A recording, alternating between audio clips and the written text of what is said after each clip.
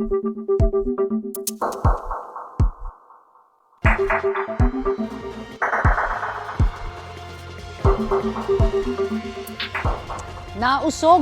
ng petsa ang pagbasa ng articles of impeachment laban kay Vice President Sara Duterte.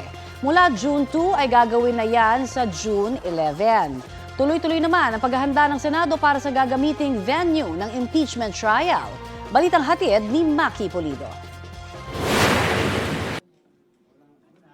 Nasukat na ng ilang senador ang robe na kanilang gagamitin pag-upo bilang senator judges sa impeachment trial ni Vice President Sara Duterte. Una nila itong gagamitin pag nag-convene sila bilang isang impeachment court. Ito ang session hall ng Senado at dito gaganapin ang impeachment trial ni Vice President Sara Duterte. Dito rin ginanap ang impeachment trial ni dating Pangulong Joseph Estrada at ni dating Chief Justice Renato Corona.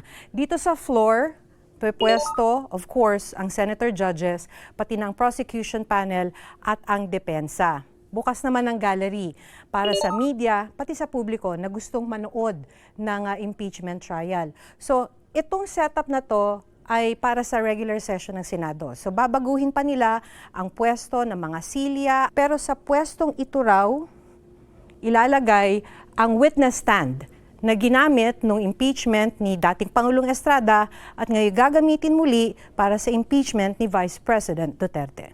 Nilabas mula sa Senate Museum ang witness stand na ginamit nung impeachment trial ni dating Pangulong Joseph Estrada noong 2000 at ngayon naka-standby sa gilid ng session hall.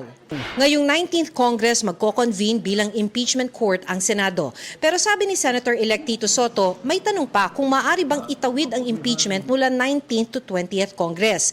In principle, ayon kay Senator Win Gatchalian, pwede naman ito. Yung prinsipyo kasi ng Senate is a continuing body. Kaya merong 12-12. 12 ang incumbent katulad ko, may 12 na bago. So, continuing body siya. So, yung principle na yan, tingin ko ma-apply yan sa mga ganitong situation tulad ng impeachment. Tingin ni Senator Joel Villanueva, functional pa rin ang isang impeachment court kahit na magbago ang miyembro nito. Pero dahil ngayon lang naman daw ito mangyayari, maaari naman anya itong questionin ni VP Sara sa Korte Suprema. I think the ASP is looking forward to having a caucus before the opening. Sumulat naman si Senate President Cheese Escudero sa Kamara para iurong ng House Prosecution Panel ang presentation ng Articles of Impeachment. Imbes na sa June 2, gagawin na ito sa June 11. May 12 pang prioridad na panukalang kailangan anyang ipasa. Bukod pa yan sa mahigit 200 presidential appointee na kailangang dumaan sa Commission on Appointments.